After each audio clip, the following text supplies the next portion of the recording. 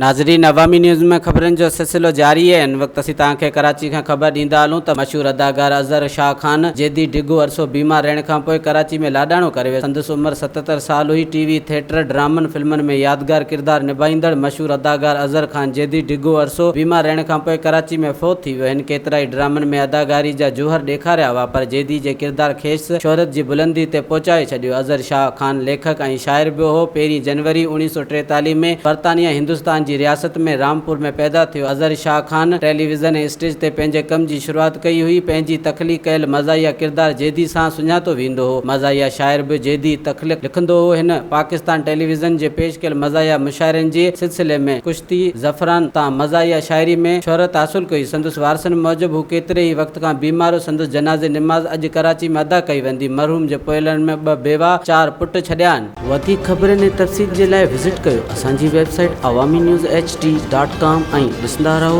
Awami news HD।